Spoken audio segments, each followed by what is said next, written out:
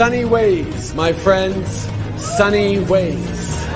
Your 16 seconds are up. I'm going to ask you again because nobody believes you when you say you don't know how much money your family has got from the wheat group.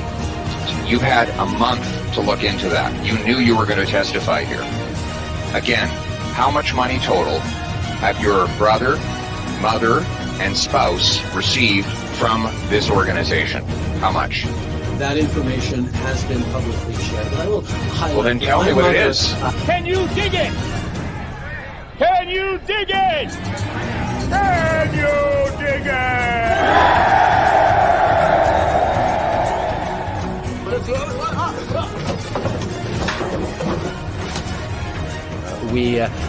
We have recently switched to drinking water bottles out of water out of when we have water bottles out of plastic. Away from plastic towards paper, like drink box water bottles sort of thing. Sorry? The servicing costs on the debt that you're going to have to carry that you're adding to now, right? Interest rates are at historic lows, Glenn. Where's the funds? On the topic, I mean, in terms of your sort of strategy currently, you're obviously taking the populist pathway. What does that mean? Oh, Justin, you're awake. You made it. Have a seat. Have a coffee. You need some. Wakey time. Let's cut that Disney Plus subscription. So we cut it. It's only $13.99 a month that we're saving, but every little bit helps. A lot of people would say that you're simply taking a page out of the Donald Trump book. Which people would say that? Well, I'm sure a great many Canadians, but... Like who? I don't know who, but... Well, you're the one who asked the question, so yeah. You must know somebody.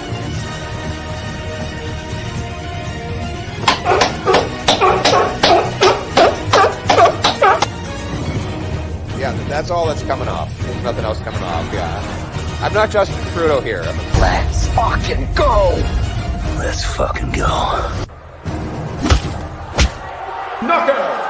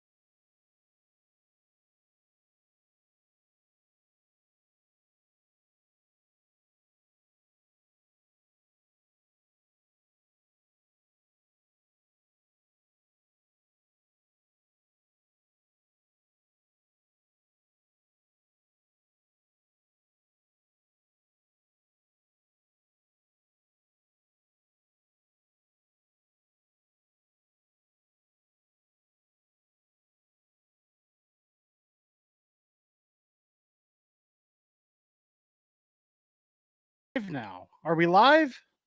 Can everybody here see me? Are we good? Are we back? Are we live? My goodness, ladies and gentlemen, I apologize.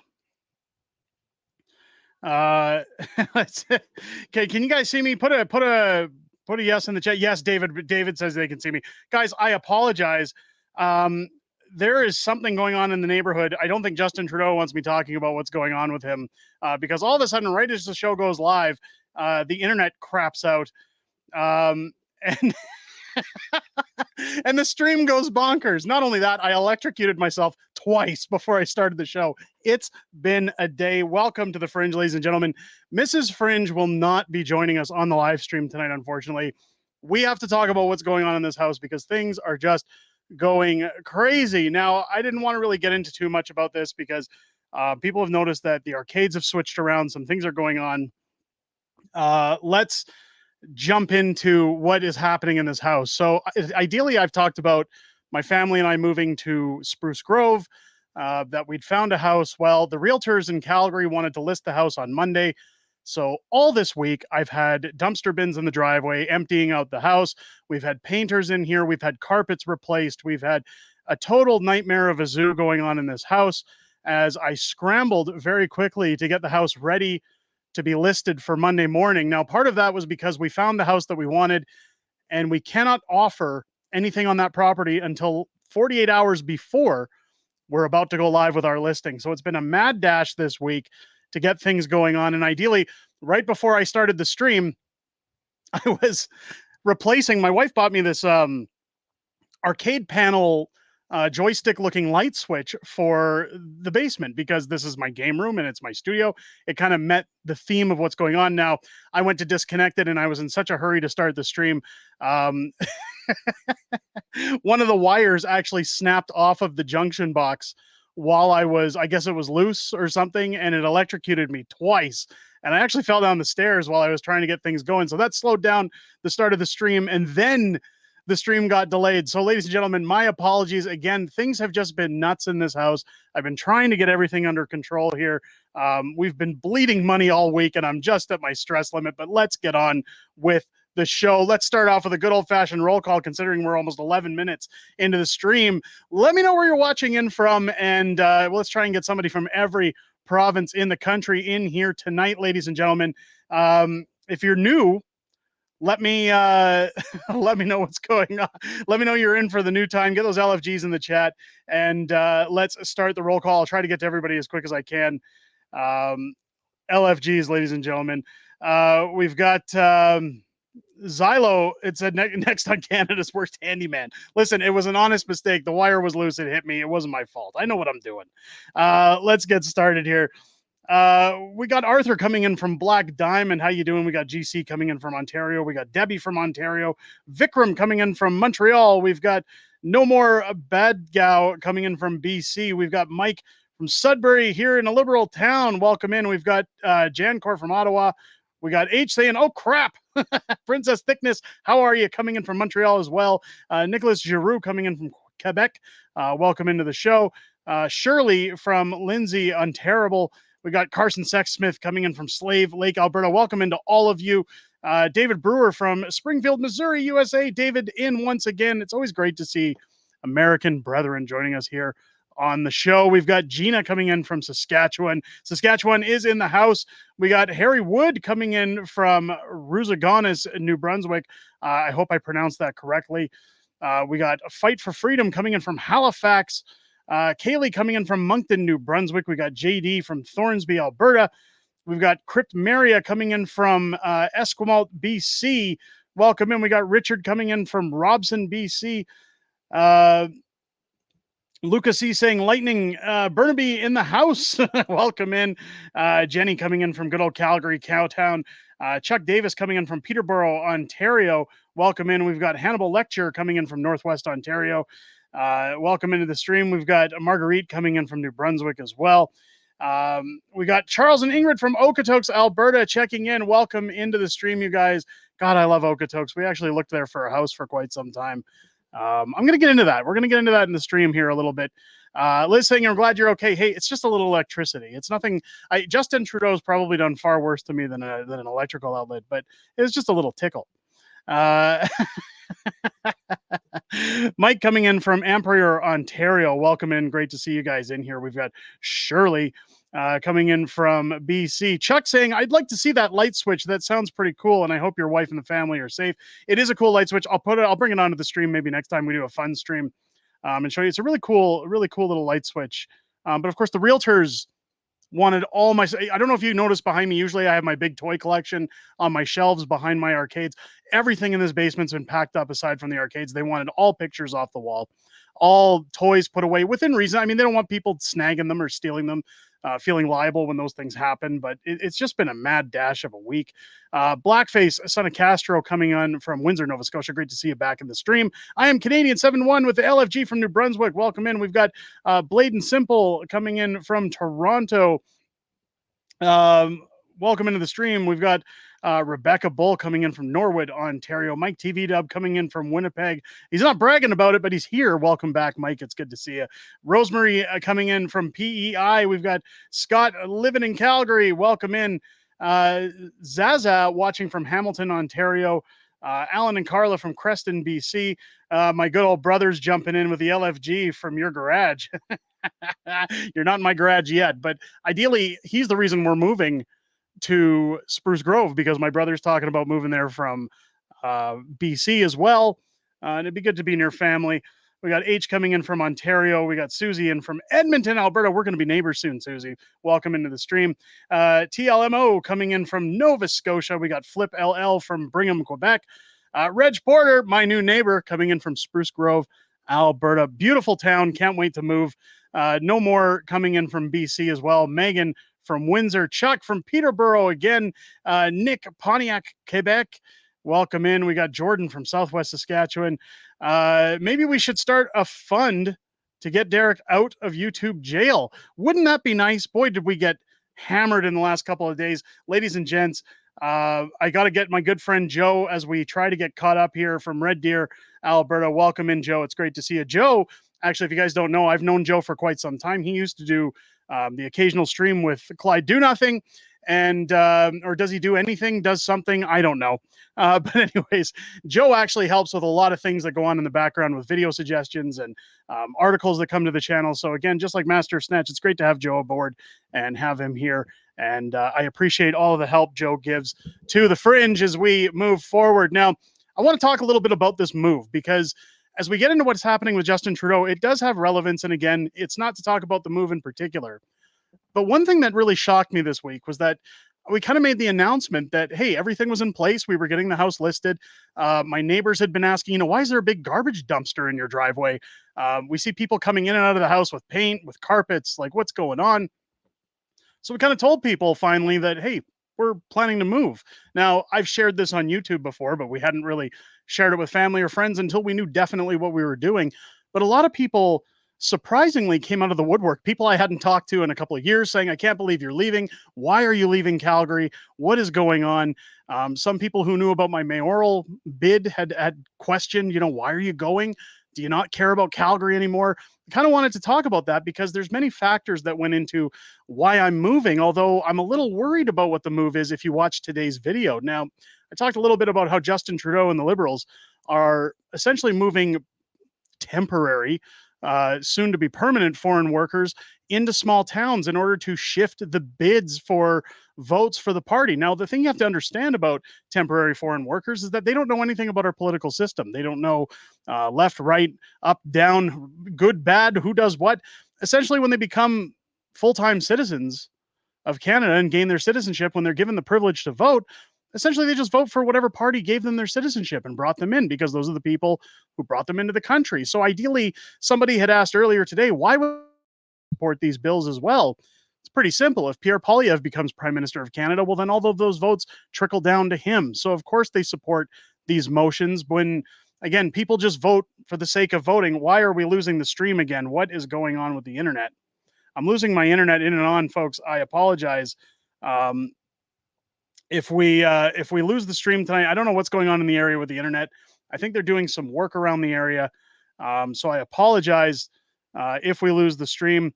But part of what has brought on the move, and part of the reason that I'm moving in the first place, is that I've talked about Calgary in terms of its safety. We've talked about um, more opportunities for my children. The fact that money would be a little more available, that housing in a place like Spruce Grove is significantly less than a city like Calgary. But the big thing that really gets me, and as I was talking with people this week about the mayoral bid and why, Calgary just doesn't seem to hit the numbers for us anymore. Well, I want to elaborate a little on that because I've lived in Calgary for a total of 34 years. Uh, I began my life in Calgary till the age of 5, and then I moved back when I was 15 from Winnipeg, and I've been here ever since. So I've been here for a total of 34 years. That's a long time to be in one city. And in that time, I went through the King Ralph days, good old Ralph Klein. Just as I was getting my knowledge into politics, just as I was starting to understand how the government worked. And I quite liked Ralph Klein. I thought Ralph Klein had some good ideas. But as time has gone on, when we look at premiers, when we look at mayors, especially when you look at Calgary, we used to have Mayor Dewar. Dewar was a great mayor. He got a lot of things done that benefited the city. Again, taxes weren't too high. The city was booming. Oil and gas was at its peak. Everybody was coming into Calgary. Business was good for the city. People were friendly. Infrastructure was in place. Building and construction was getting done on time. But it seemed that once Mayor Dewar left his post and Dave Bronconnier came into the fray to run the city of Calgary, Dave Bronconnier, of course, was a home developer. He worked in construction. And he was focused on pocketing money. This is when we started to see corruption in Calgary as contracts were given out to friends. I'm not saying Mayor Dewar didn't do it, but it was a little less out in the open when those things were done, and things were still getting done when he was the mayor of Calgary. But Dave Bronconnier essentially started to sink Calgary by showing future mayors that essentially you can run around and cheat with your money in order to pad the pockets of your friends. And not only that, but pad your own pockets on the way out. Now, as Dave Bronconnier screwed up Calgary's ring road construction options and bankrupted the funding that was going into place for that ring road with the Tsuut'ina Nation Indian Reserve, of course, Naheed Nenshit came into play, and he brought woke politics to the table. This is the start of liberal mayors. We saw liberal mayors run this town into the ground between him and failed woke mayor Jody Gondek, who essentially just want to tax, and spend, have no rhyme or reason to doing it, while also inserting social justice politics and virtue signaling into the city. It's gotten to a point where, as I had my bid for the Calgary mayor's seat, I met with a lot of constituents. I met with a lot of counselors. I met with people who work within the city. I got to be completely honest with you guys. The corruption in government runs very, very deep. I've always had an interest in government. I've always had an interest in saying, hey, you know what? I don't like the job these guys are doing. Maybe I can do a better job myself. Now, when it was suggested that I throw my hat into the ring for the mayor's run, I was keen. I thought things were going to progress very well moving forward with that bid. However, after being invited out to Ottawa and seeing the House of Commons and kind of getting the peek behind the curtain as to how things work, I left with a different perspective. And as I go through city council and I talk to councilors and I talk to people who work within the city hall, infrastructure, and you start to see how the city municipal government works. I have to be completely transparent that I don't think Calgary is able to be saved at this point. I don't think major cities are able to be saved. And now, I don't mean that as a downer. I really don't. I think that we're just so far beyond repair when it comes to people complying, people buying up whatever these politicians want to sell them. Romanian Patriot with a $2 super sticker. Thank you so much. I really appreciate that. Despite all the technical difficulties we're having tonight. I appreciate the support. Thank you very much. I apologize if I'm not reading the chat while we're talking about this too, because I want to try and stay on topic. But keep in mind, ladies and gentlemen, I do go back after the streams. I do read all of the comments, all the chat. I go back and watch the live chat. So I will get to your comments, whether it's live or not.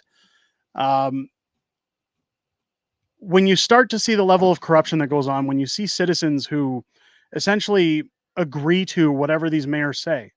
I've reported to no end about the water restrictions that are going on in Calgary and how this is going to be the building blocks for other cities. We've seen Mayor Jody Gondek essentially ignore citizens' requests to have some kind of restrictions when it comes to zoning in the city. Of course, they're more worried about the infrastructure and money coming in into their pockets in 15-minute cities, so they allow it regardless of how people feel in the city. When it gets to those points, when I start to feel the pushback before I even get out of the gate to run for mayor, I'm not saying that that fight isn't worth fighting, but you start to get to a point where you're looking at all of the behind the scenes stuff, all of the background stuff, and you start to ask yourself, who's going to be able to fix this? Because as bad as I want to, there's just too many. The numbers are too big. The corruption runs so deep. If you've ever seen people talk about an iceberg of something that you only see the tip on the water, but underneath it's very large, that's essentially what I've seen over the last 2 years hanging around these government officials. I used to have a pretty linear perspective about government. I was pro-conservative because I'm in Alberta. I've always been around conservative, like-minded people. That's not to say I haven't voted for other parties, but I've typically had right-wing values my entire adult life, which are essentially we just want whatever what's fair for everyone else, and don't tax me to death and allow me to make a living and support my family while still having a little bit left over. I think that's fair that anybody wants. Just leave me alone, let me live my life, and I'll contribute. But when it comes to the corruption that I see in politics these days, um, it seems that it doesn't really matter who's representing what party.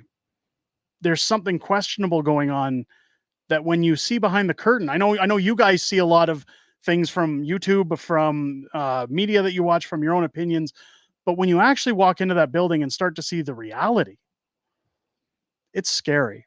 It's really scary. I got to be honest.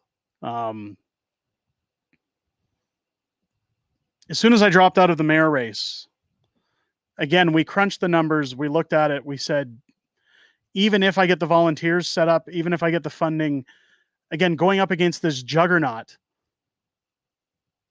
it's wasting people's money. The odds are not in our favor. My wife came to me and said, I can't raise my kids in this city. This city's turning into Toronto. It's turning into Vancouver.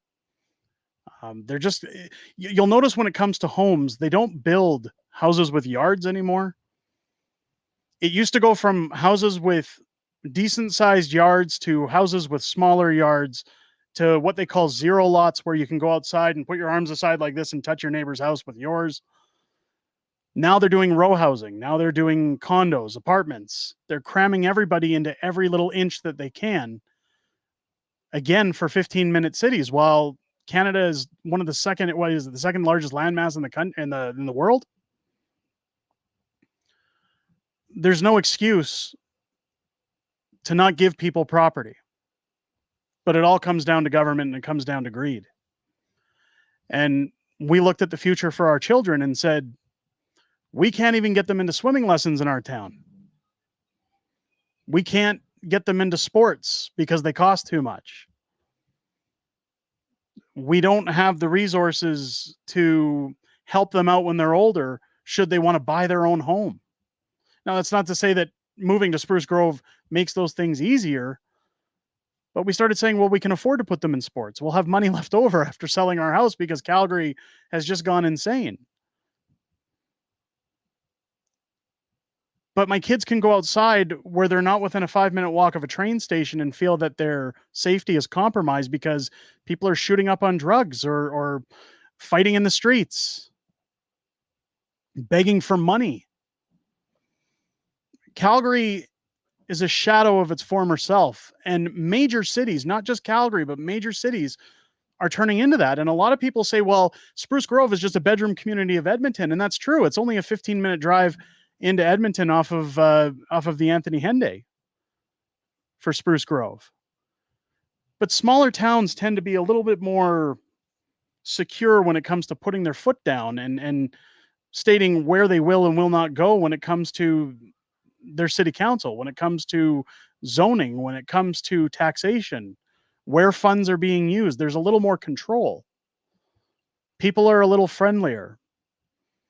Streets are a little safer.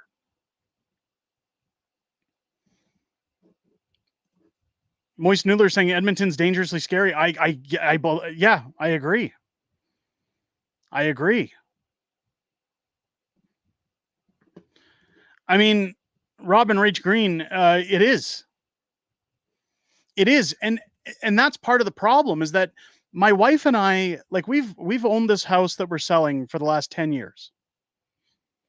And we really looked, like we looked at Okotoks, which is just south of Calgary.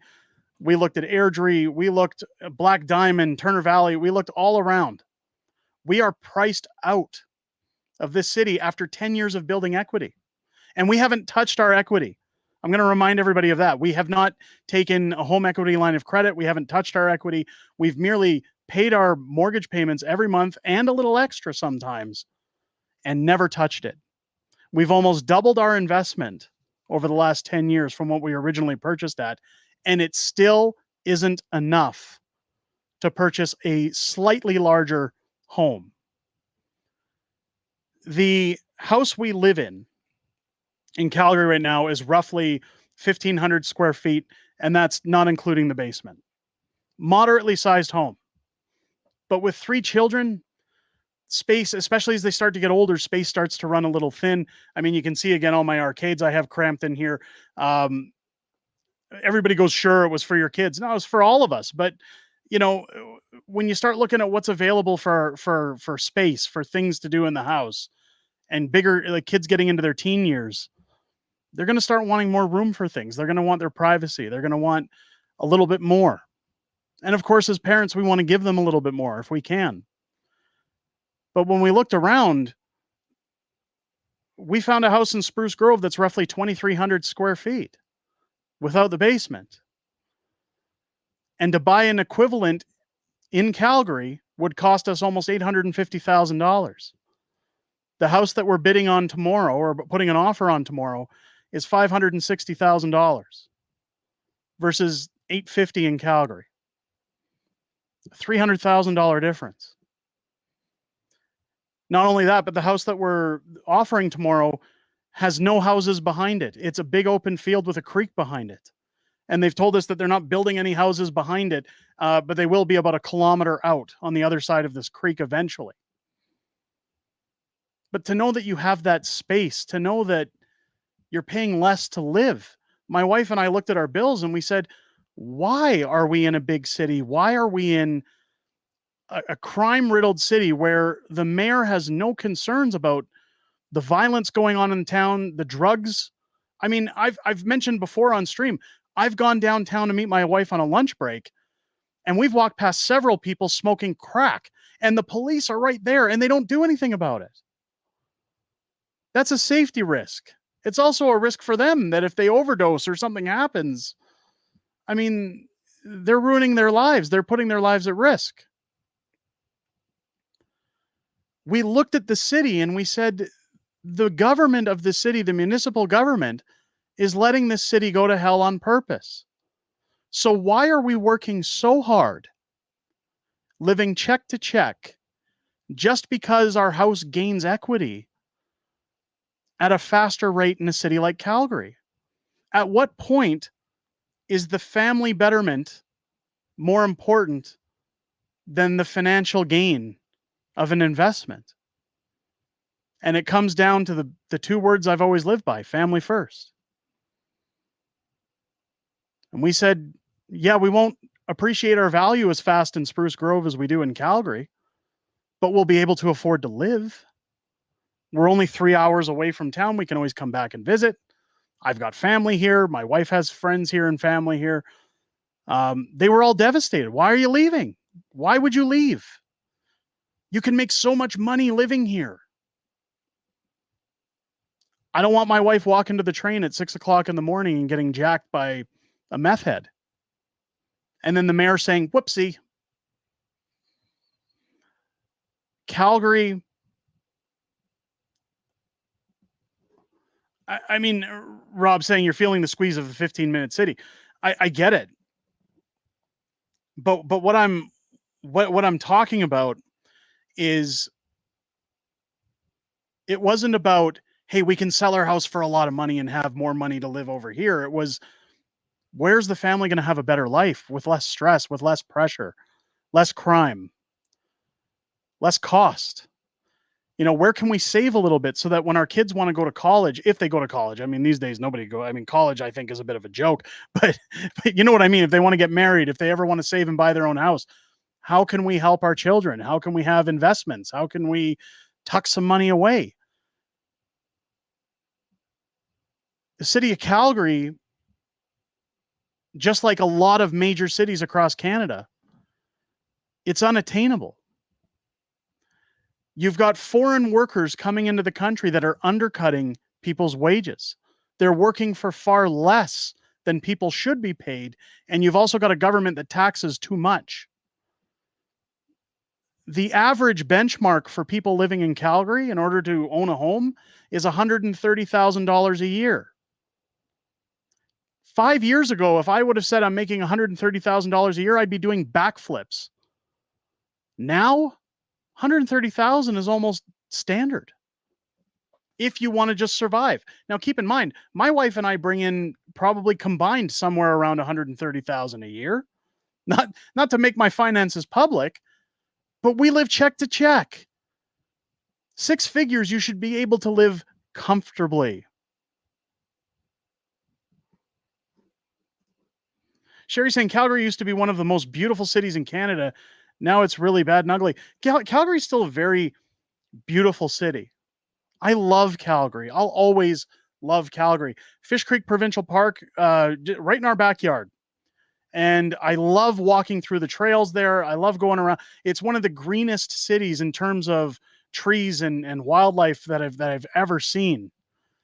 Coming from Winnipeg, Manitoba, I can tell you right now, Calgary is gorgeous.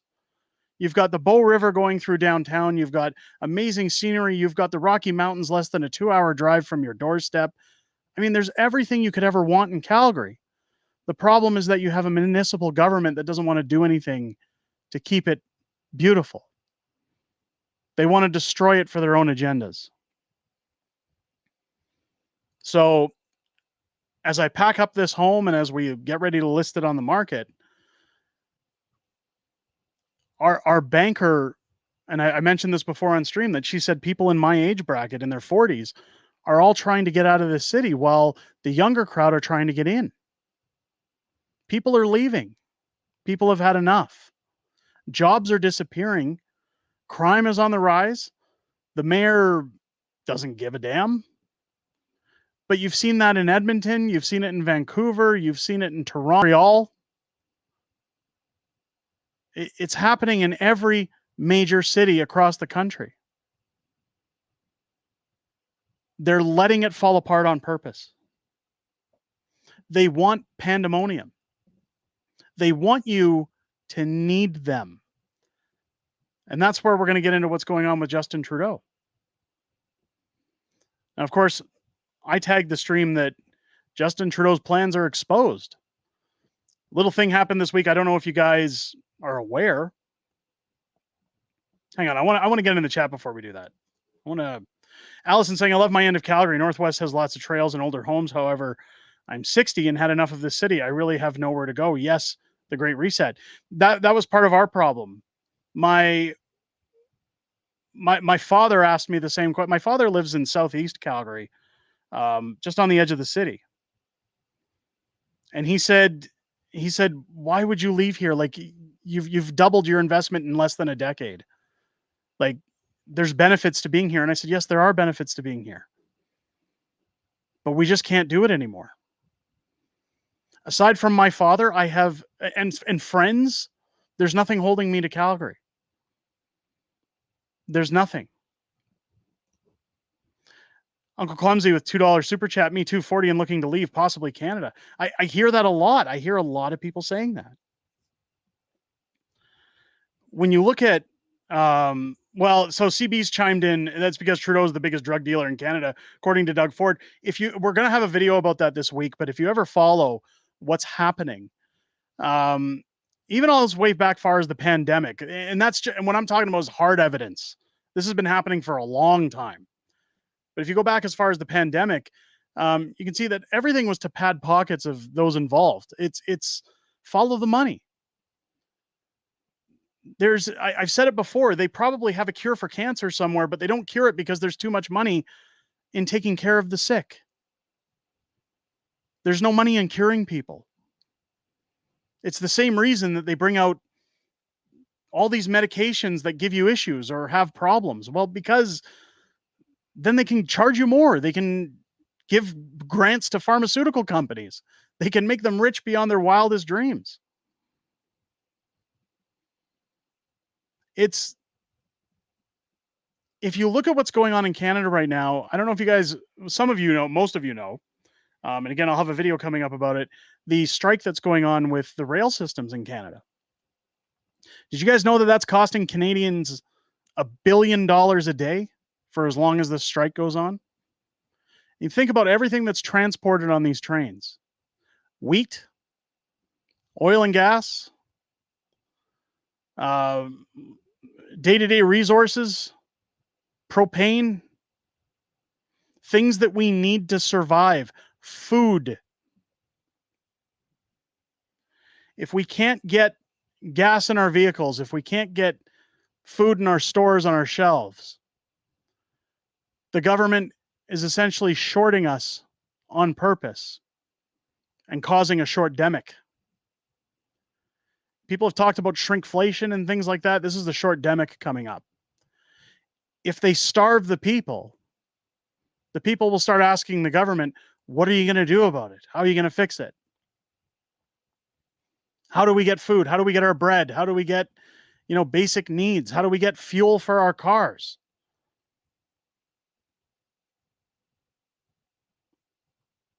And the government will say, you'll own nothing and be happy.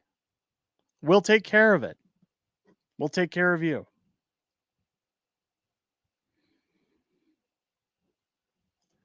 The trains were blocked in 2019 just before the last lockdowns. Yeah, I get it. It's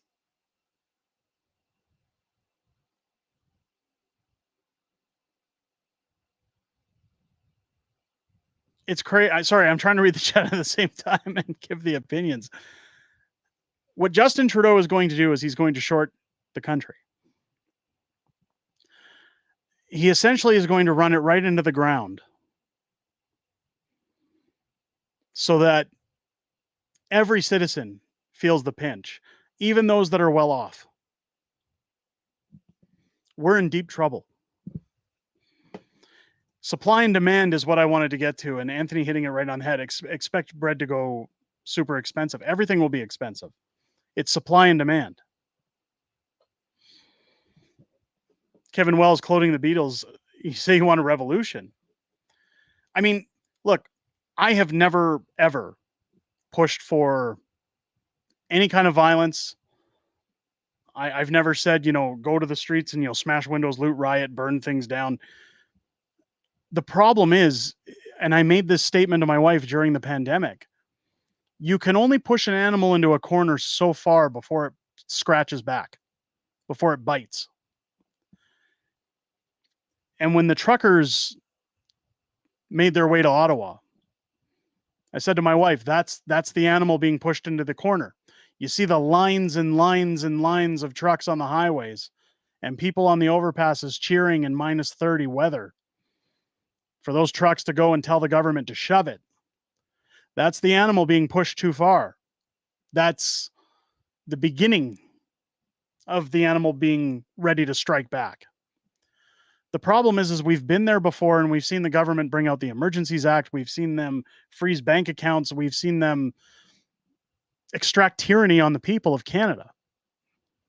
So what happens this time? Do we see violence in the streets? Do we see the summer of love that we saw in the United States? Do we see looting, pillaging, rioting, people being injured?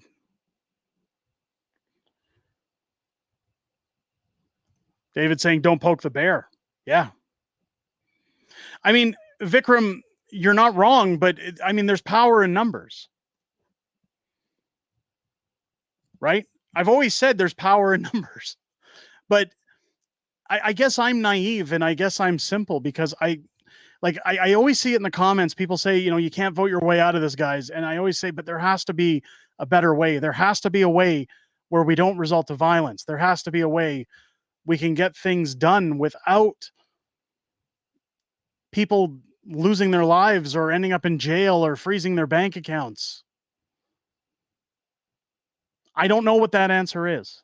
I really don't. So as I say, there has to be a way. And I know somebody's going to say, so what's your solution? I don't know. I'm not afraid to admit that. I really don't know. Did Daphne Devine jump in? I think she did. I think she did. She did. To be honest, I'm not sure how much politics I can take tonight, folks. It's been weighing heavy on my heart lately. Too much, too fast. I'm with you.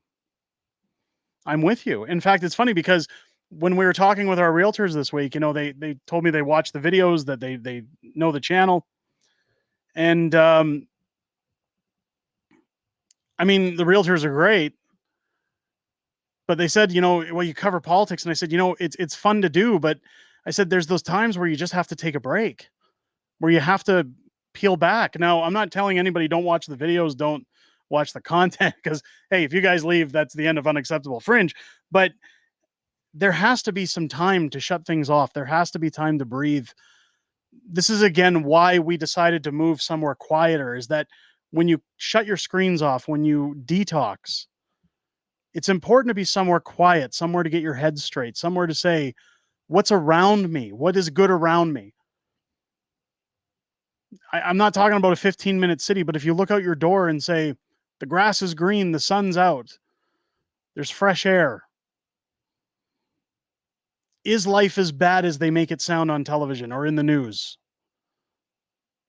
It's horrible. Taxation is theft. Everything's bad. But we're still above ground.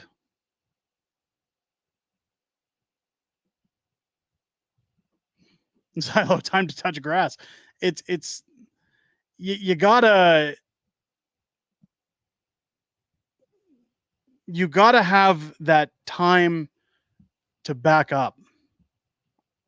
I used to get so wound up in politics because I research it for YouTube. I talk about it all day.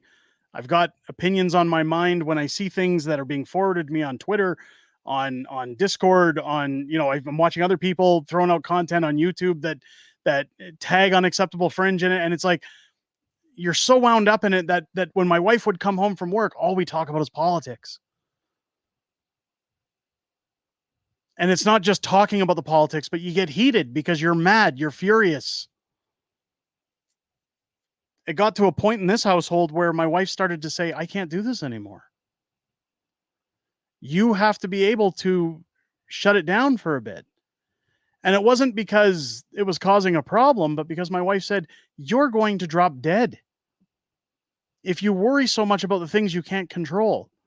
Now, that's not to give the government a pass, but what she's essentially saying is until there's a solution, getting mad at something isn't going to change it.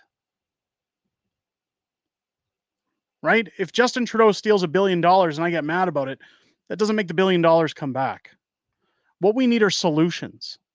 And I've asked this before, that if you get guys like Pierre Poilievre in as the Prime Minister of Canada, what fail-safes are being put in place to ensure this doesn't happen again? There aren't any. People, and I mentioned this earlier when I talked about why we're leaving Calgary, people, and it shocks me after the pandemic, just how easy people comply, how easily people believe whatever the government tells them to, how many people turn around and say, govern me harder, daddy. They just don't care how bad it gets. They don't care how many billions get stolen. They don't care how high their taxes go. You need people to start speaking up. You need action. I'm not blaming anybody because I did have volunteers lined up, but I talked to people in Calgary who were actually linked to very large communities of like-minded individuals and said, let's band together. Let's get this campaign going. Let's get things moving. I mean, we're all crying for change. And then people would go, yeah, about that. I want change. I don't want to be out in the street. I don't want to risk my bank account getting frozen. I don't want to risk it. And I get people's concerns, but at the same time, we can't all sit on the internet and complain, but do nothing about it.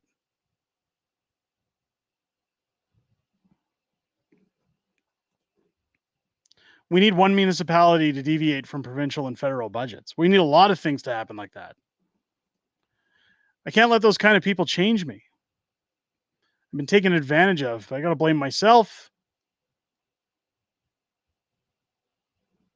Well, so it's important to stay that way, Daphne, but at the same time,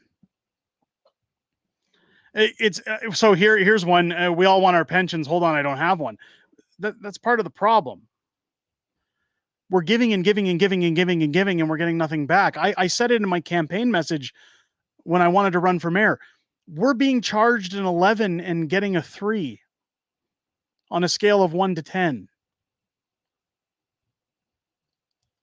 There's guys like Maxime Bernier where people go, hey, Max has great ideas. Yes, he does.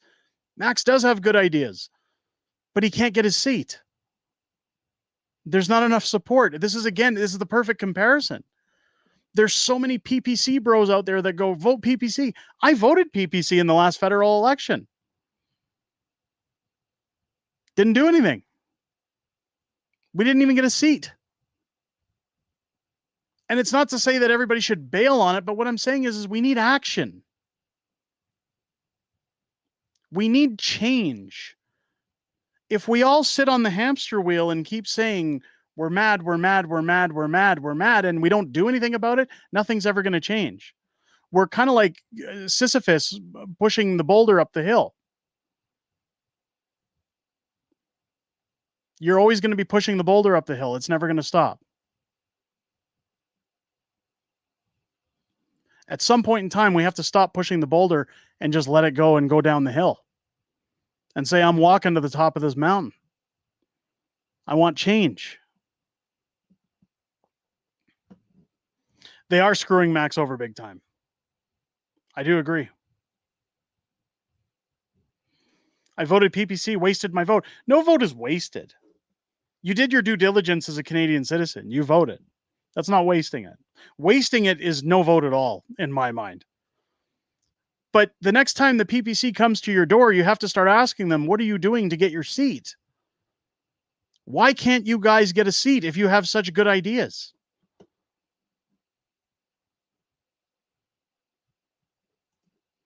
Canada is going to collapse. I'm worried that you're right.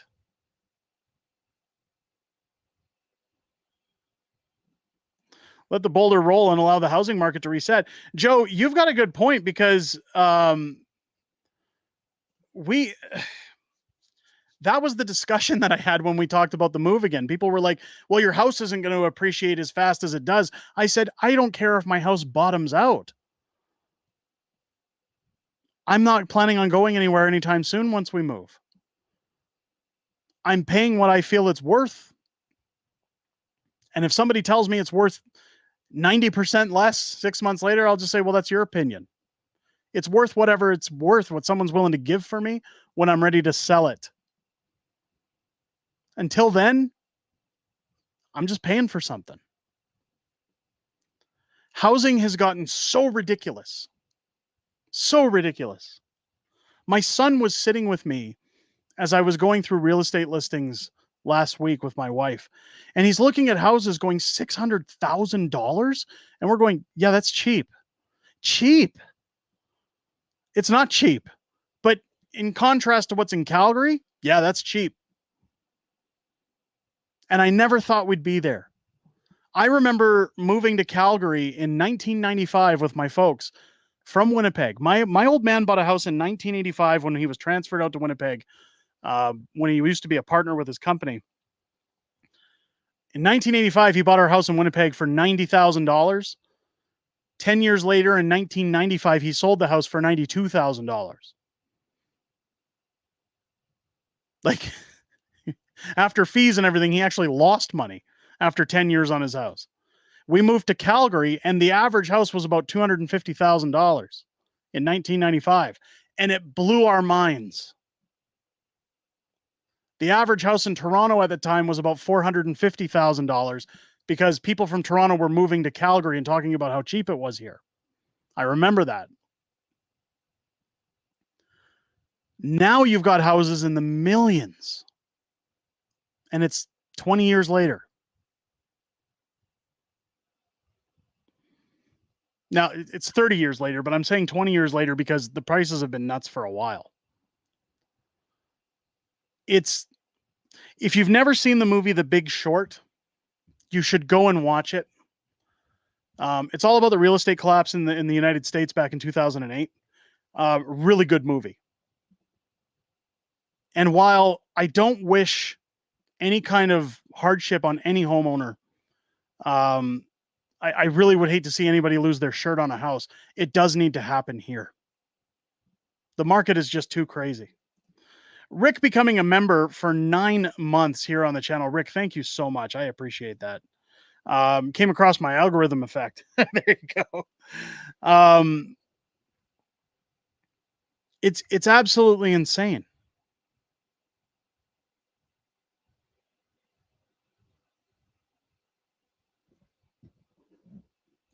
Helen, absolutely nailing it on the head. What the thing you have to remember is that while I say for this stream that this is about Justin Trudeau's plan to bury this country, that's just, again, the tip of the iceberg. It's not just Justin Trudeau. The problem with this country, the problem with Canada, the problem with America, the reason we're seeing all this nonsense going on is because their laws allow it. It's not one person. I dislike Justin Trudeau very much. Sorry, I keep scratching my nose. I don't have a cocaine problem. It's all the dust from this week from getting everything done around the house. Which again is why Mrs. Fringe isn't here tonight. They're doing the virtual tour and the photos of the house tomorrow in order to have it listed for Monday. So she's getting the last minute stuff done. David Brewer becoming a member for 2 months. Do what's best for your family, not for everybody else. I agree. When we live in Spruce, you should have a healthy debate stream with my sister-in-law. No, nope, not going there. Back to what I was saying, that the problem with this country is that our laws allow people like Justin Trudeau to flaunt their scandals in front of us. There's no accountability. You remember back in the good old days of Marie Antoinette? Let them eat cake.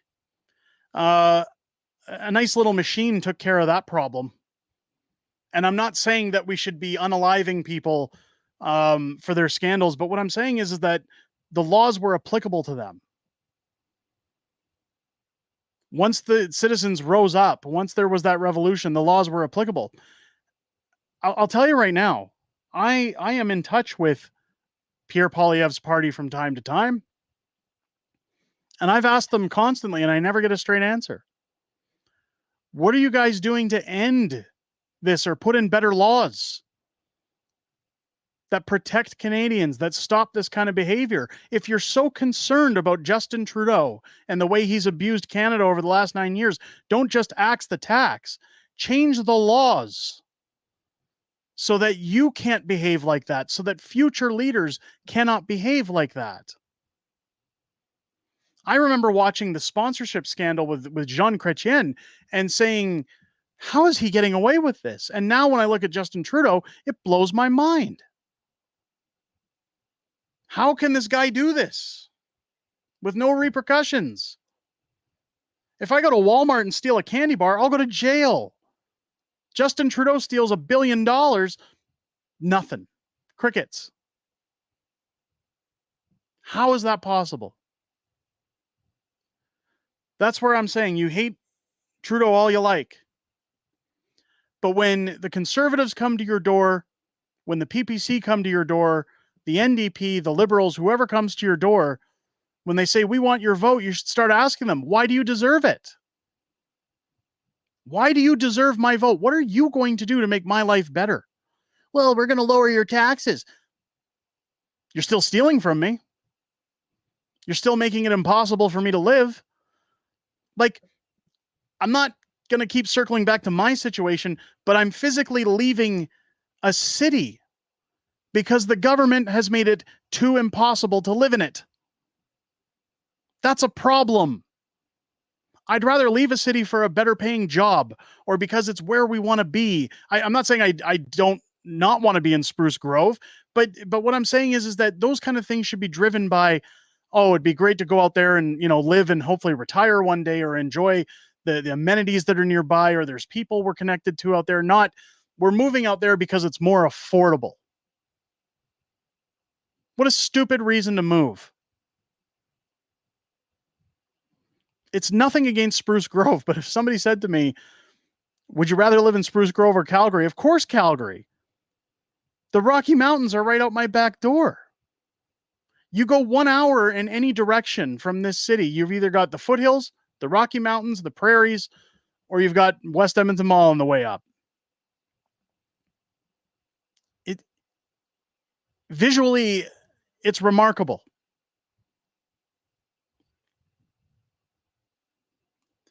So that's where, well, and I see people mentioning Soros. Of course it's Soros. JT has stacked the Senate now and will defeat any new laws Pierre wants to implement.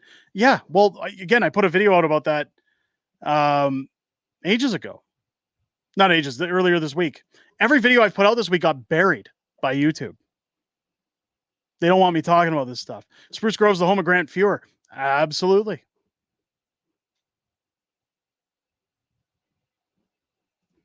Why is Danielle Smith addressing LGBTQ plus and the cell phones after the students start their corrupt education system? Timing is everything. I haven't heard much about cell phones. I touched down on Danielle Smith this week and said that, you know, a U of A professor had accused her of being anti-LGBTQ, in which Danielle and her team said that she's here to govern all Albertans, not just a virtue signal. Which, again, I have your opinions about Danielle Smith. I know people have said, you know, I don't trust her, I don't anything. Here's my question. What's the alternative? If you don't like Danielle Smith, what's the alternative? I think she's done an okay job. I'm not going to say it's great. There are things she's done that I question. I question all government. And I've said multiple times, anytime I've called Danielle out, if they do something I don't like, even if I like them as a leader, of course we're going to question them because you have to. It comes with the job. But what's the alternative? Then shit? You want the NDP back in again? Want some liberals? Want an installed premier who's going to pillage this province into the ground? Like, what is the answer? I have so many people that chime in when I talk about Danielle Smith and say, I don't trust her. She's this, she's that, the other thing. So what are you going to do in the next election? Kick her out? And then she's the only other option. So what are we going to do?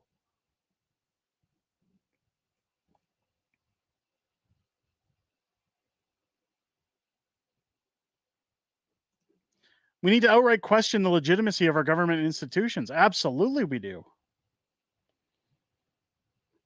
CB saying cell phones are now being banned from school, which is a good thing. I think it's a great thing. My kids,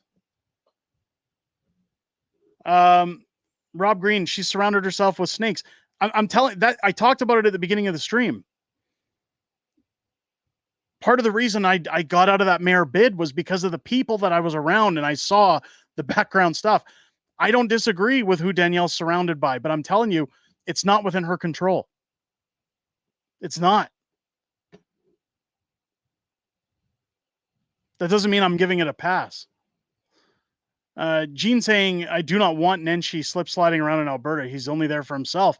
You think Rachel Notley was bad? That guy's going to screw this province 6 ways till Sunday. So what's the alternative?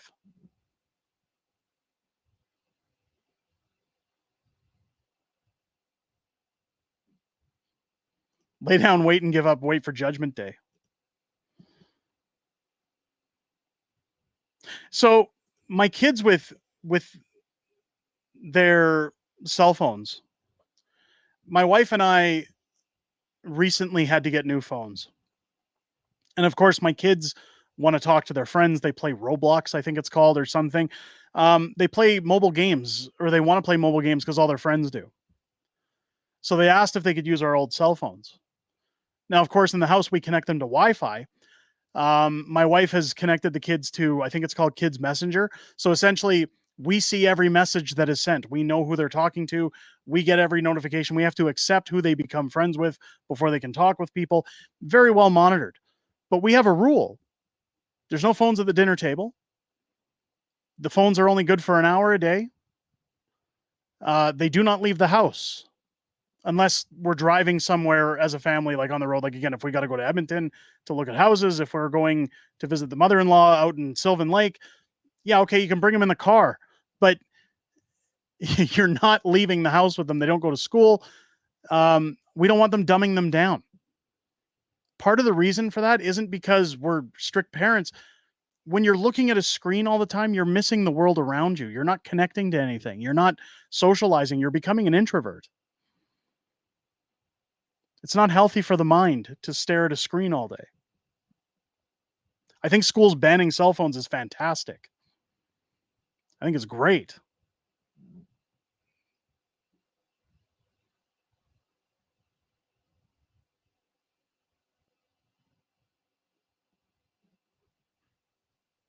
But we've told them we'll never connect those phones. Like, I'm not getting SIM cards for those phones.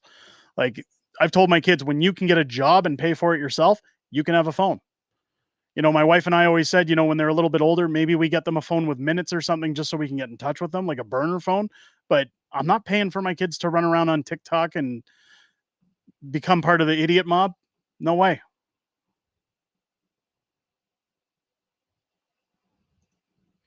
Had to pull that kid out of the gender cult. That was tough. God, that's terrible. TikTok is disgusting. I don't know. I don't go on TikTok. People ask me that all the time. How come you're not on TikTok? And I tell them because I'm not 15.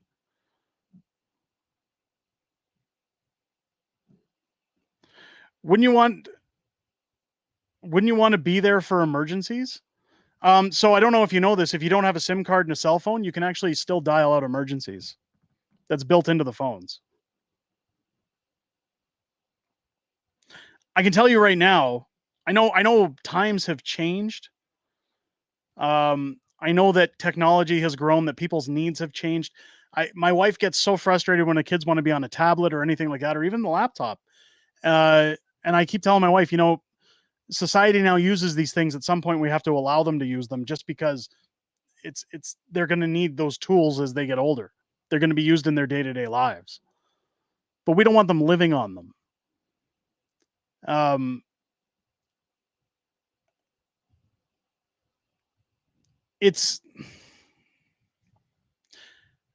made it into my 20s without getting a cell phone back in my day. I didn't get a cell phone until 1999, I think it was. I was 19 years old. I got my first cell phone, and it was like 100 and something a month because you paid by the minute back then. I know this makes me sound so old. I'm dating myself, but I survived. And there was no YouTube on my phone. There was nothing. Again, I know technology's changed. People get in touch with people by text now and different things like that. Yes, we want to be able to communicate with our kids, but the difference is that I see the trouble that kids get themselves into. I mean, you think back to your days in school. I just think back for a while. Most of us that went to school, there was no social media. There was no internet for some people, or the internet was brand new when you went to school. You think about the days you got teased or bugged in school. Like, every time you'd show up to school, there was always those bullies who would say something. Can you imagine what it's like now to go to school? You're always under the microscope, that whatever you're doing in school doesn't just leave with you. It now follows you around. I used to get bullied all the time. In fact, part of the reason I can't make eye contact with people, I have severe PTSD from the bullying I got as a kid, because it was constant. It was daily. It was physical. It was verbal. It was horrible. In fact, it was part of the reason my parents moved to Calgary from Winnipeg. The school system didn't want to do anything to stop it. I was thrown in the trunk of a car at 13 years of age and dragged behind it down a gravel road because kids thought with their older brother it was funny. And the only reason I survived was because a friend got on a bike and followed us. Can you imagine if that followed you outside of your school all the time, that you're always under that microscope? I was always grateful for my weekends as a kid because I could rent a video from the video store or a video game and I could hide in my house and I could just be away from the noise for a few days. You talk about kids being influenced about gender ideologies these days. You talk about the pressure that comes onto kids, kids that want made, kids that unalive themselves. They're under a constant microscope of pressure amongst their peers. That's why we don't want to give our kids cell phones. I know we're those parents all of a sudden, but I'd rather my kids survive their childhoods.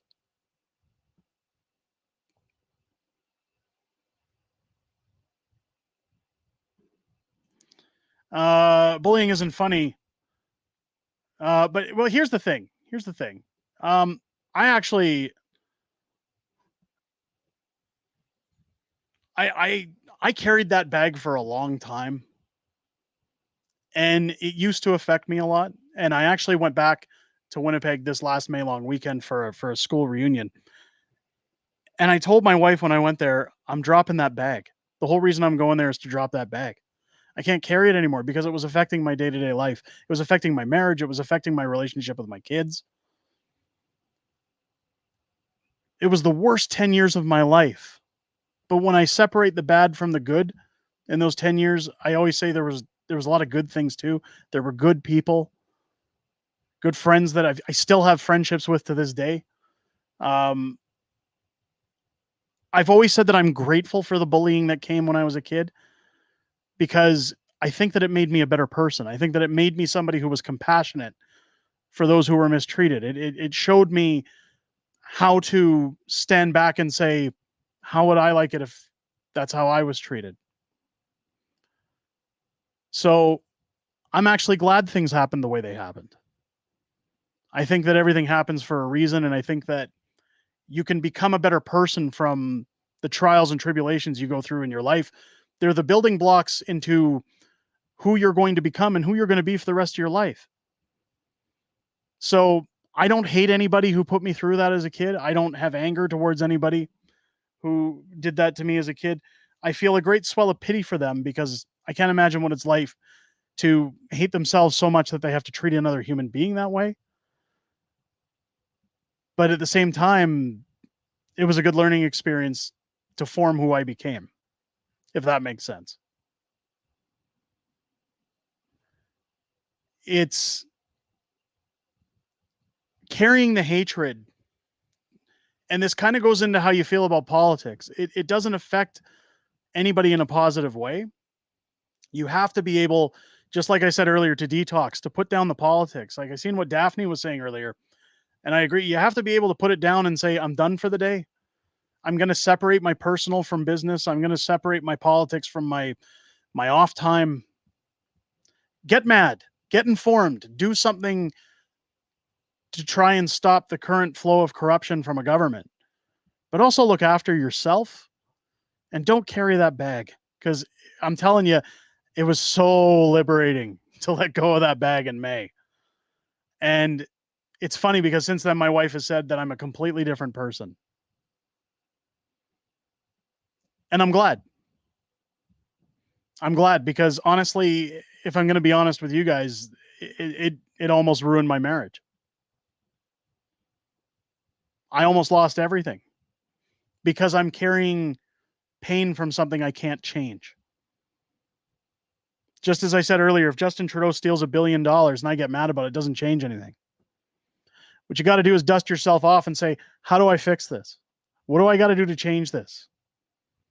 Now, I can't go out and stop Justin Trudeau from stealing money, but my wife and I got up and said, what can we do to make our lives better? We can look at cheaper housing. We can look at a better opportunity for us. We can look at how we're going to change the world around us to make it fit for us in these crappy times. Glass half full. Now, not everybody has that luxury. Not everybody can just stand up and say, I'm going to flip my life upside down and change everything about it. But sometimes, ladies and gentlemen, what you got to do is look at your life and say, what am I in control of? And what can I do to remove the negativity from my life? So beneficial. So beneficial. Change every heart and mind you come across and always take care of yourself first. Absolutely. Absolutely.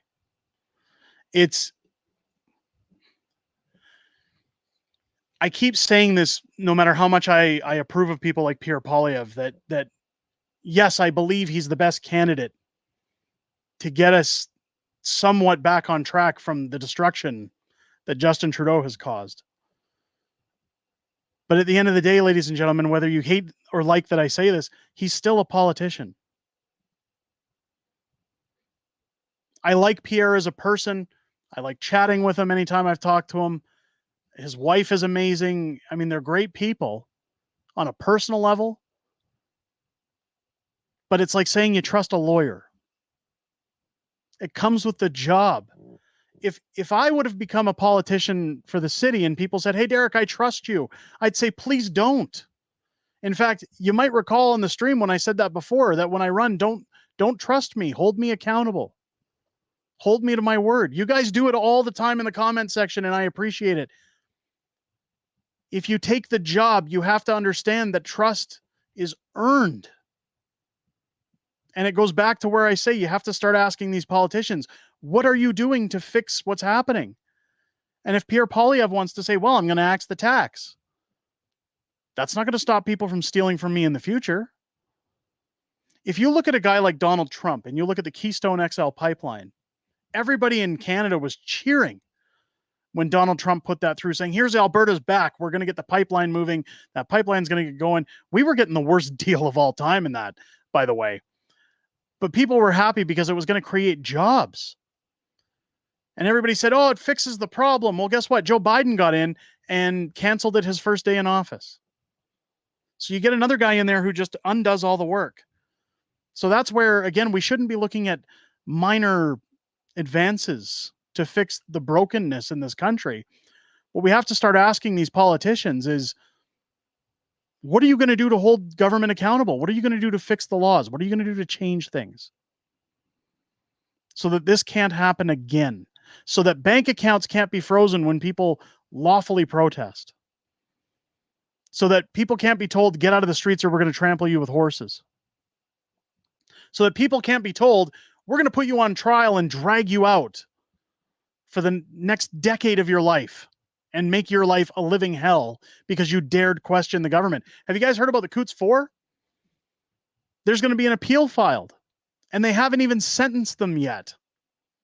Usually you don't file an appeal until after sentencing, and the prosecution has already stated, yeah, we're going to file an appeal. They just want to inconvenience them. They want to make their lives ruined. They want to ruin them for standing up to the government.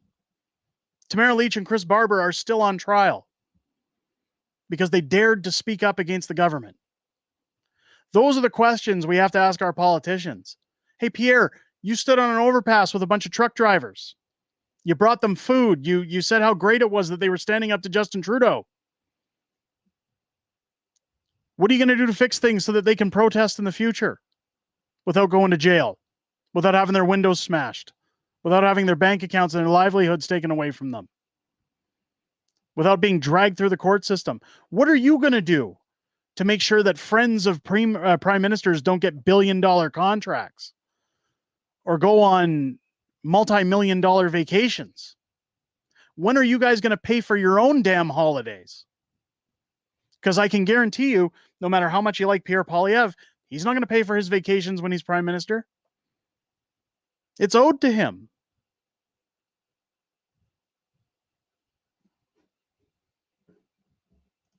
Pierre still needs an answer to that. But that's the problem. And that's again, I'm not shitting on Pierre. I'm just saying that we don't need word salad anymore. The time for word salad is over. We're mad. We're angry. We want answers. I don't want jargon and tag phrases. I want action. And while people complain about Danielle Smith, I always say, but have you seen action out of anybody else? She actually challenged the plastics ban. She challenged the Emergencies Act. She's taken Trudeau to court. Do you know what Jason Kenney did, Fat Stalin, when he was prime minister or premier? He wrote a letter to Justin Trudeau. Well, I'm going to write you a letter, and if you don't answer me, I'll write you another one. Shove it. Danielle actually went forward and said, nah, we're going to court. You're not going to do this to us. I don't see that kind of action out of other politicians. And that's not to say Danielle's squeaky clean, but I'm saying I'm getting more from her than anybody else.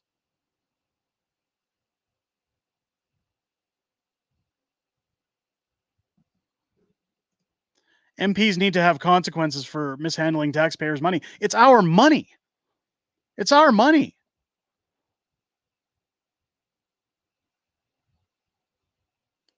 I had somebody once talking to me about, I forget what it was, but they said, it's only, $100 or whatever. Don't worry about it. It was something that was going on. And they said, if you lose this though, it's $100. I said, if I lit $100 and threw it on the floor, would you put it out? I said, well, yeah, you don't want to waste $100. I said, so why is it that you'd put that out, but you don't care when the government does it? You don't care when the government jet sets around the world and does little dances in India and tells you that you can't travel anywhere, or you can't fly around the world, or you can't enjoy your holidays. You can't even get the money to go on vacation because they're taxing you so high so they can have caviar and take care of their buddies and, do a little skiing while they're on the airplanes. You're all terrible while they live the high life with your money. My wife comes home from work and I look at her pay stubs and I look at the roughly 50% of her paycheck that goes to taxes. I can't think of a single damn thing we get from those taxes that makes that legitimate or makes me think, boy, I'm sure glad that you work so bloody hard to give half of your money to Justin Trudeau and the other uniparties of this government so that they can enjoy things. Pierre Poilievre, I don't know if you guys know this, as leader of the opposition, his house is paid for by us.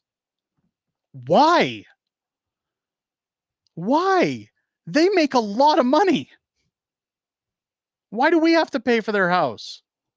Why do we have to pay for their child care? They're not royalty. And I'm talking about any politician, not just Pierre. I'm talking about Trudeau. I'm talking about, do you remember when Trudeau got in and his wife wanted all these nannies? Why are we paying for that? Stop popping out kids if you don't want to take care of them. I had to quit my job and stay home with my children because my wife wanted to work at her job and daycare was too bloody expensive. Nobody's paying for me to get nannies to come live in my house and raise my children. Why do they get that? They make $400,000 a year. They can afford friggin' daycare. They can afford their mortgage. Public servant. Not royalty. Any party leader. I'm not just talking about Pierre here. Nathan's saying work with Mad Max and either can get on board with him or start your own Fed party. Let's go or let's all stop whining. It's time to do something about it. Again, it'd be great to do those things, Nathan, but I've said it before. I tried to run for mayor. And there were people who are connected through the business world in Calgary, people who had money, people who had resources, people who knew other people that wanted to get involved. And I said, okay, guys, we all talked about this. Let's go. Let's get it moving. And everybody went, well, yeah, but you're not going to do that? I said, well, yeah, I want to do it, but we need people. We need resources. We need funding. We need organization. And then everyone went, oh, that sounds exhausting. Like, I want change, but I just don't want to do that. I'm really busy. Okay. If you've ever wondered why Mad Max doesn't get his seat, there's your answer. Everybody wants to bitch and complain, but nobody wants to do anything about it. When the vote comes around, people go, well, you can't vote your way out of this problem. You're creating the problem. You're not doing your due diligence. Guys like Maxime Bernier are going to get fed up running to be told no all the time.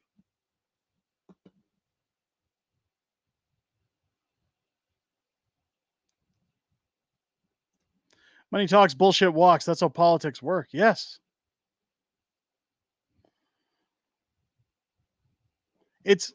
I would love to change things. I had plans. I will tell you right now, I had plans to go in to the next mayor race, Donald Trump style, and attack Jody Gondek verbally, embarrass her, come out on a debate and be like, you should not be running. You're woke disaster. You're the worst mayor of history. You're fired. I know I have a terrible Trump, but I had plans to go balls to the wall. And when it was first announced, I mean, Jordan Peterson said, I'll endorse you. Great. Great. But when it came time to get boots on the ground, everybody who said, yes, let's go. Nah. We all want change. We just don't want to do anything about it. It sounds exhausting.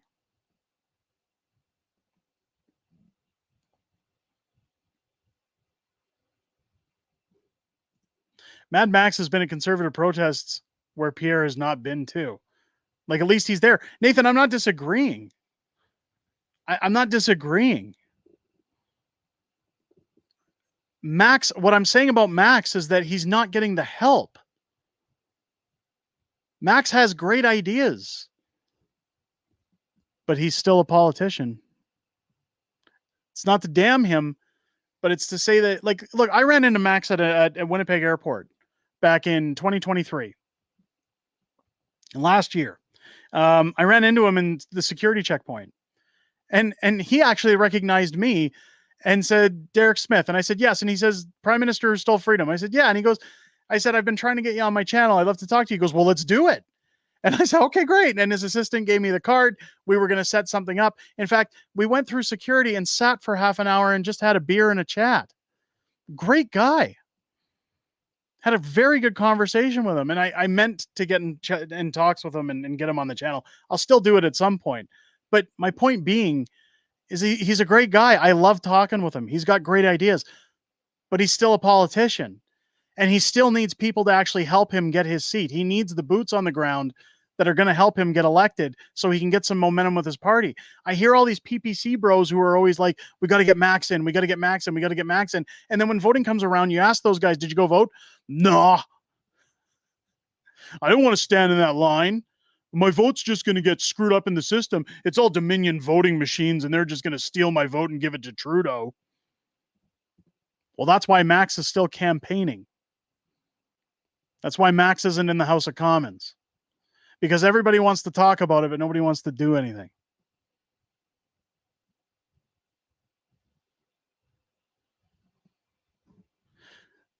Not fighting you. No, I'm not saying you're fighting me. No, Max is walking the walk.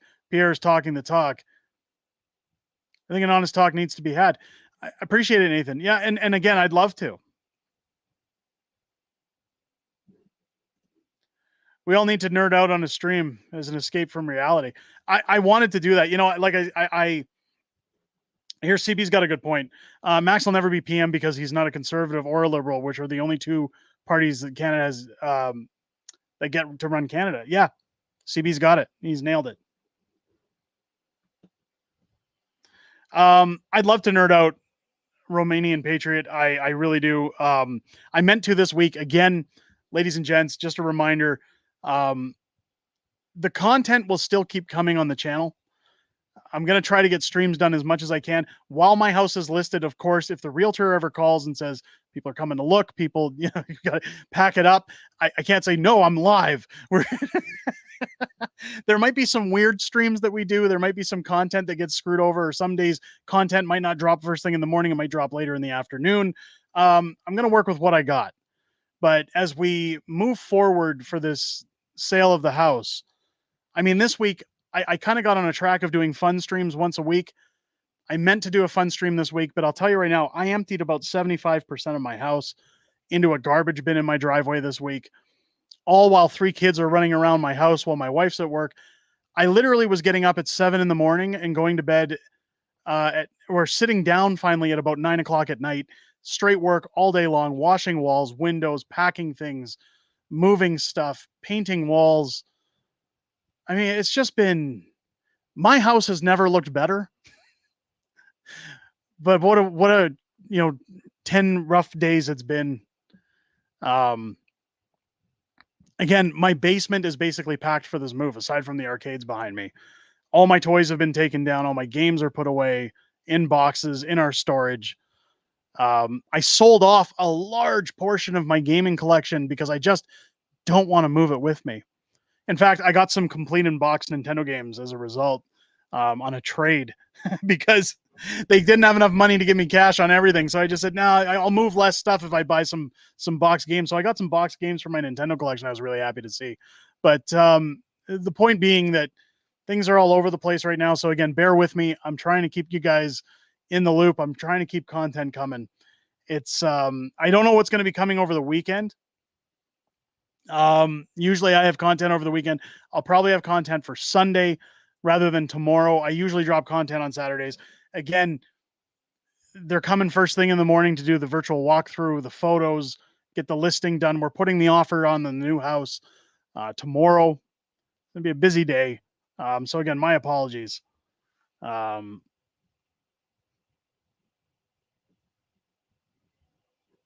Wishing Derek superpowers. Good fortune be with you. I wish I had superpowers.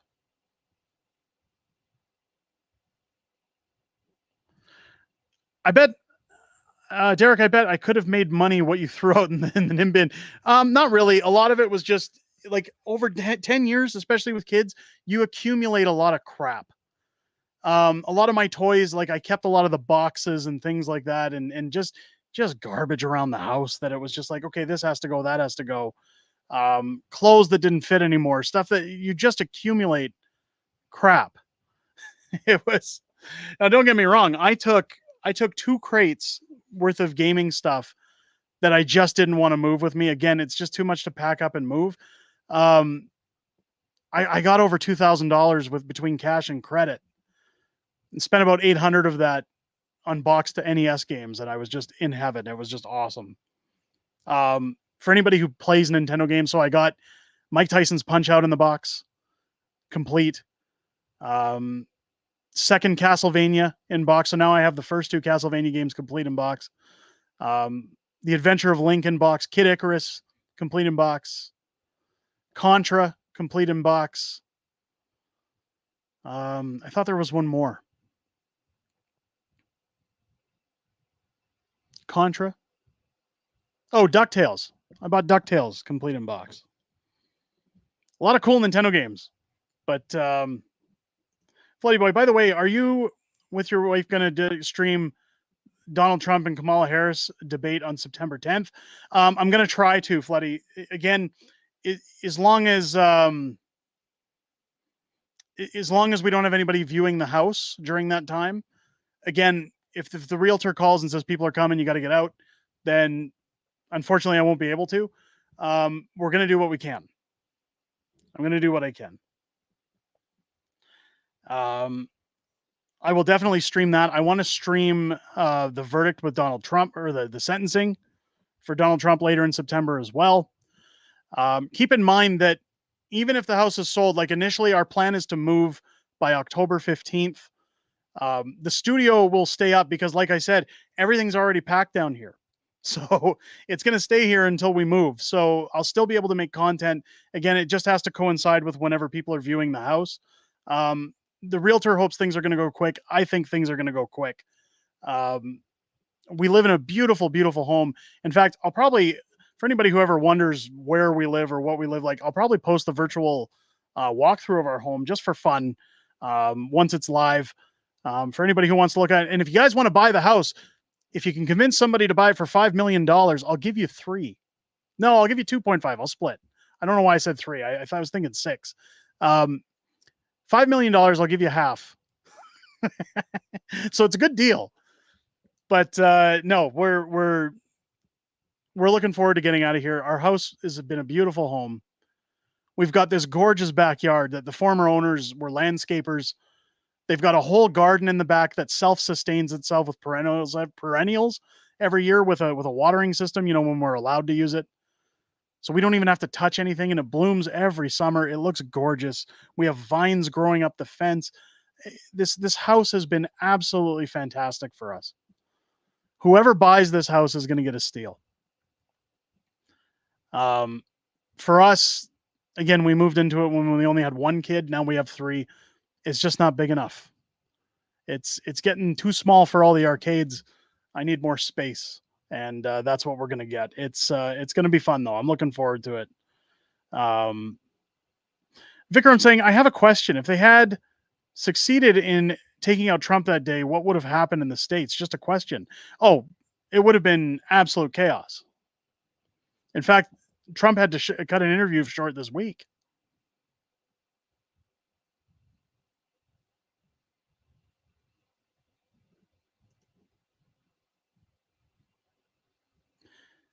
Is this YouTuber fake? Are you talking about me? Are you asking if I'm fake?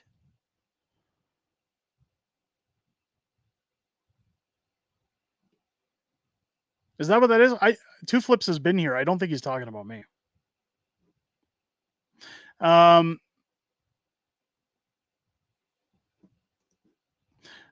Everyone deserves a home. Rent should be paid by subsidies or made illegal.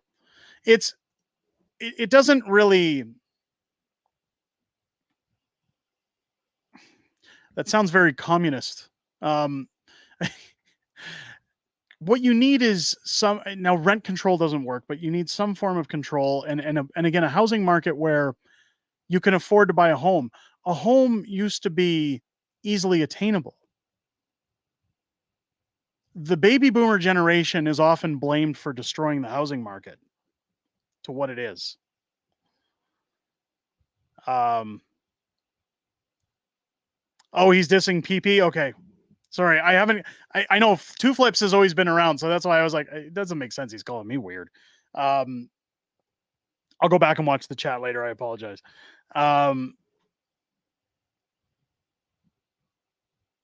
It's.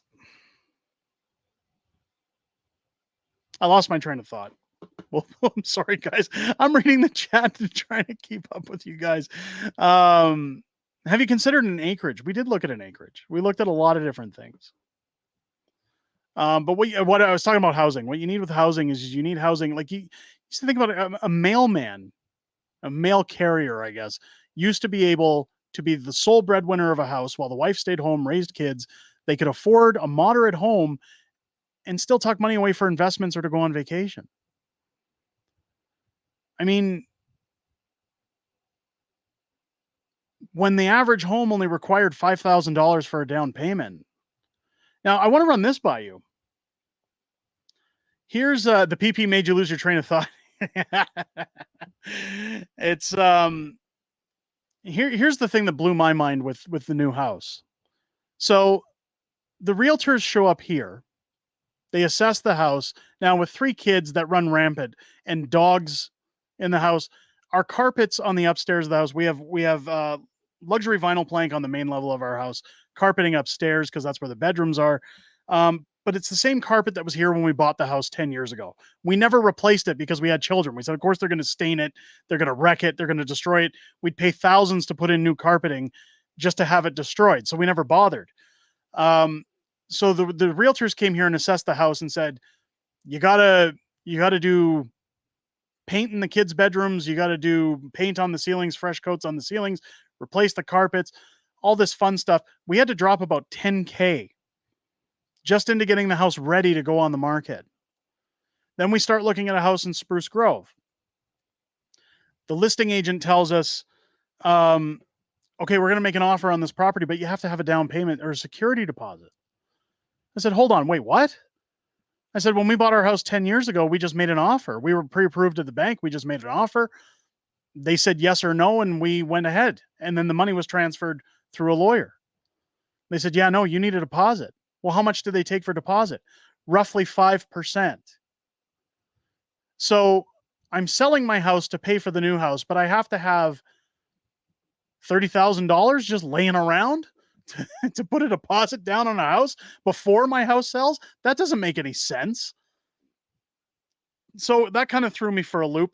And then they said, by the way, this new build house, they're going to give you an appliance credit to get your appliances, an allowance, but it just goes down against the down payment of the home. So you won't put as much down when you sell your house. You'll just save that and go buy your appliances. And I said, well, hold on. So we're talking about 20 grand worth of appliances. So I'm supposed to have $30,000 for a deposit. I'm supposed to put $10,000 into getting my house ready to sell. And I'm supposed to have money to go buy appliances so they're connected and installed before we move. But no money from the sale of the house gets transferred to me until the day they take possession. So I said to them, we're not crack dealers. Where are we supposed to have this kind of money sitting around just to get into a house? We already own a home.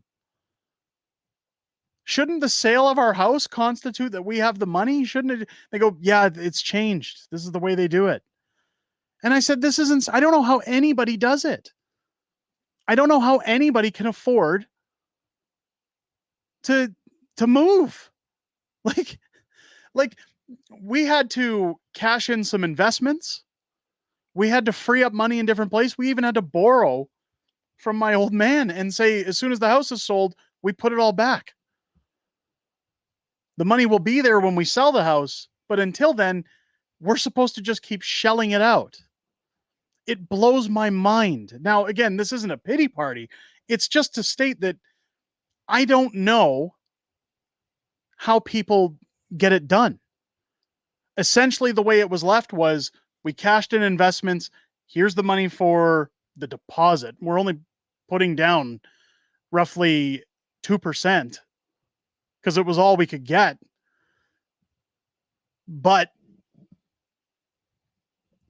we had to throw in the 10 grand to get things fixed. And then we said, okay, well, when we move, we'll try and arrange something with the appliance place in Calgary that they can have the inventory ready and a preliminary delivery date so that once we move, we just go the next day and pay them and get it delivered quickly.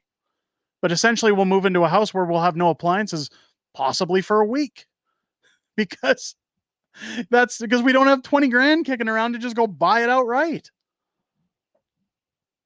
It's insane. And people have been saying, well, why don't you go to your bank and extend a line of credit? Why don't you go do that? No. I've got equity in my house. We've never touched our equity. In fact, when we move into the cheaper home and put our down payment in, the amount of extra funds we're going to have, like my wife said, we're going to need a second vehicle. Great. We can buy one in cash. Okay, we're going to need appliances. Great. We can buy that in cash. We're going to get new furniture. We can buy that with cash. And we're still going to have 5 figures left over. That's what moving opened up in terms of opportunity for us. But you don't get it until you physically get in the U-Haul and move. Stupid.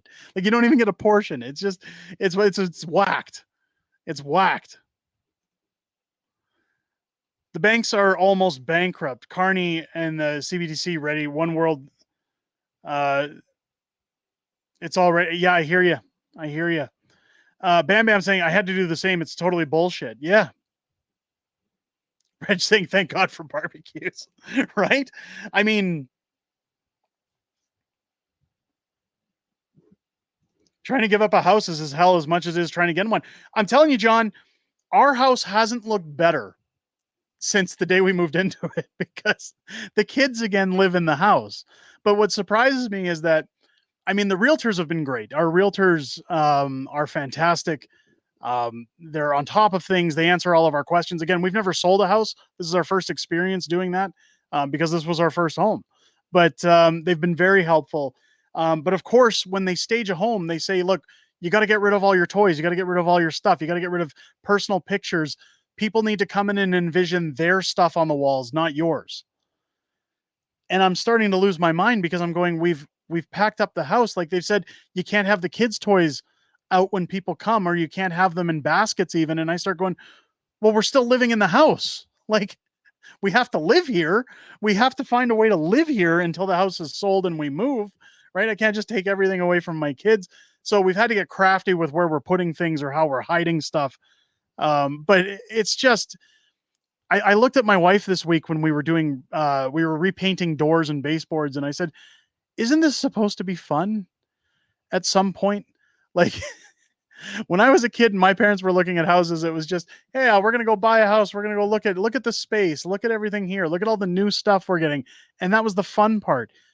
We haven't done the fun part yet. We're still in all the paperwork and all the cleaning and the painting and the construction and the bleeding money out the rectum. It's just insane. It's crazy. It's just make more live streams and get that YouTube cash. I wish there was YouTube cash. There is no YouTube cash. YouTube doesn't pay very much. I don't know what you guys think YouTube pays. It is not hand over fist. It's about the equivalent of a part-time job. Which, I mean, hey, I'm not going to look a gift horse in the mouth, but I'm just saying it's not what people think it is. It's you hear the new allegations about how allegedly CCP agents are working at polling stations in the elections. Is there any more proof Olivia Chow and Trudeau were installed? Of course they're installed. They're all installed. It sounds like you're getting scammed. It sounds like it, but what's funny is that when I talk to other realtors or people who have moved, it's all the same thing. Because I looked at it when they said you need a down or a deposit to put an offer on a house. I said, wait, what? What? Since when? Like, when we made the offer on this house, it was a legally binding contract that you have conditions, they have conditions, and once you're ready to buy the house and the bank finances you, you lift said conditions and everything's in place and away you go. I was like, what are you talking about?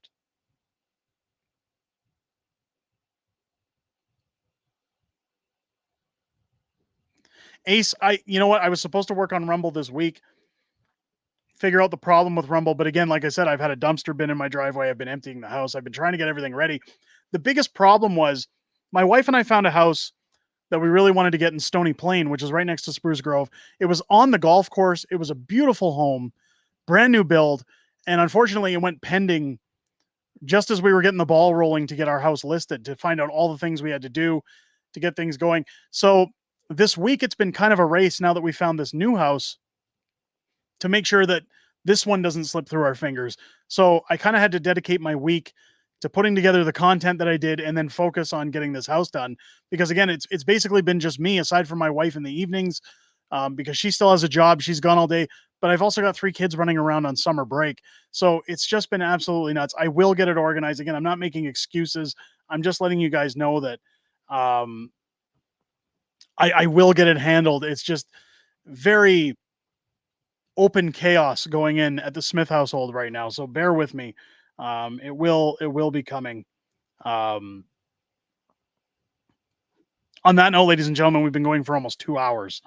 I'm going to start to wrap it up because I do have to help get this house prepared for tomorrow.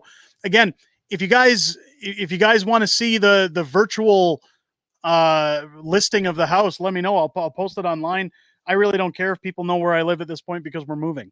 So it's not really a doxing at this point because I'm not going to be living here, so I really don't care. But I apologize again for the issues at the beginning of the stream. I'm very sorry, ladies and gentlemen. I don't know what's going on with the internet. I don't know why we're having issues. I think they're doing work outside. Or that, or Justin Trudeau didn't want the information getting out tonight. But stay tuned. Again, Sunday, I'll probably have new content for you guys, and I'll have it rolling out throughout the week. I'm going to try to do a fun stream this week. If you guys haven't subscribed yet, make sure you hit that button, turn on your bell for notifications, just so you're informed when I do go live. Again, I can't really pre-plan aside from Friday night streams, just because I don't know where I'm going to find that extra time. But ladies and gentlemen, thank you to each and every one of you who renewed your memberships tonight, who came to the channel, the super stickers, everybody who contributed in some way or another. I appreciate that. Even by being here, giving the stream a thumbs up, huge contribution. And I thank everybody who came here to listen to me yabber on and blab tonight and get a little bit off my chest too. I always love these streams and I love this community. And again, I apologize for not getting to everybody's questions in the chat. Again, I do see you. I will go back and watch the live stream as soon as the chat posts, and I do go through every single comment in the live chat as well as comments outside the video. So I do hear you. I do get your questions. And if I can remember a lot of them, I will try to address them in future streams. I hope you guys have a great weekend. Stay cool if it's warm where you are. Have some fun. Get away from politics for a little while. Detox. Do yourself a favor and look after yourself. I'll catch you guys on the next one. Take care, everybody. Great chat.